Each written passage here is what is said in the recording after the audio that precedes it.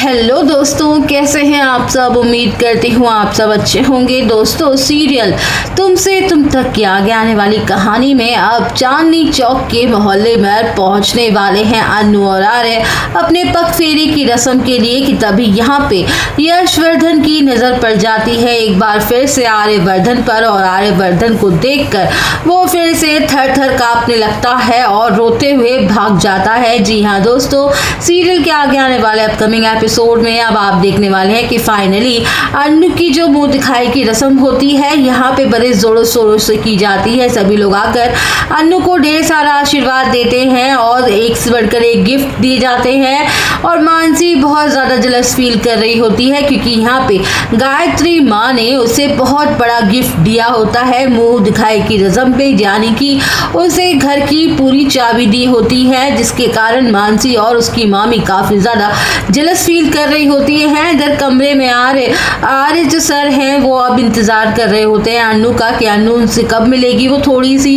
भी दूर चली जाती है तो आर्य सर को बर्दाश्त नहीं हो पाता है। अन्नू से देखे बिना वो वेट कर रहे होते हैं कि कब अन्नू आएगी, कब मैं उससे ढेर सारी बातें करूँगा। यहाँ पे देखेंगे कि जैसे ही मुँह दिखाई की रस्म ख़त्म होती है तो गायत्री माँ कहती है कि अन्नू से कि ठीक है अन्नू, अब तुम जाओ पग फेरे की रस्म के लिए, तुम्हें निकलना भी तो होगा, तुम आर्य और जल्दी से जाओ और जो जल्दी से होकर आ जाओ।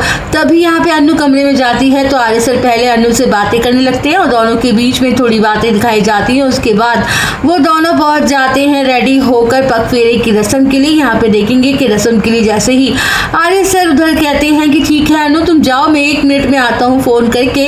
अन्नू जहाँ पे पहुँचती है मोहल्ले के लोग उसे देखकर काफ़ी ज़्यादा खुश होते हैं। सब लोग आके मिलकर उसके दौड़ के गले लगाते हैं। तभी अन्नू की नज़र पड़ती है यशवर्धन पर, जो कि सामने खड़ा होता है छुप कर उसे देख रहा होता है। अन्नू उसके पास जाती है और कहती है कि आप यहाँ खड़े हैं, आइए ना। आपके हाथ पकड़ के उसका हाथ पकड़ लेती है और उसे अपने घर की तरफ ले जाती है। और अन्नू कहती है कि उस दिन उन्होंने मेरी मदद की थी इन्होंने, इसलिए मैं चाहती हूँ कि आप मेरे पग फेरे की रस्म में शामिल हो। तभी यहाँ पे आर्य सर भी आ जाते हैं। जैसे ही अन्नू कहती है ये एक लड़का आ रहा है ना, उस लड़के से देखकर वो आर्य सर शॉक्ड हो जाते हैं क्योंकि वही लड़का होता है जो उस दिन चोर को अन्नू को चोर से बचाया था। और वो लड़का को जब आर्य सर को देखता है तो देखकर इतना ज़्यादा घबरा जाता है कि देखकर पता नहीं क्या हो गया है और वो काफ़ी घबरा कर वहाँ से भागने लगता है। अन्नू को लगता है कि यह शायद ऐसे ही डर के भाग गया होगा, आखिरकार इसे क्या ही पता है जो इतना डर रहा है। तो यहाँ पे आर्य सर कहती है कि वह लड़का कौन था जो उस दिन तुम्हें चोर से बचाया था, वो था क्या, आज वो ऐसा डर के क्यों भाग गया। तो अन्नू बोलती है कि मुझे भी समझ नहीं आ रहा कि वो ऐसा डर के क्यों भाग गया। यहाँ पे देखते हैं कि सिद्धि माता के पास जाता है। सिद्धि माता काफ़ी देखती है कि वो घबराया हुआ है तो सिद्धि माता कहती है कि क्या बात है।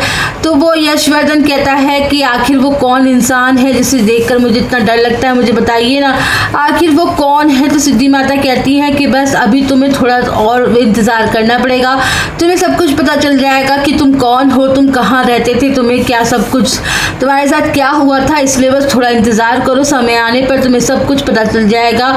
यहाँ पे देखेंगे कि अन्नू और आर्य का रिसेप्शन होगा। उस दिन सिद्धि माता उसे लेकर पहुँचेंगी और जो तुम्हारी असली पहचान है, तुम कौन हो, फैमिली तुम्हारी क्या कनेक्शन है, ये सारी बात बताएंगी तुम्हें।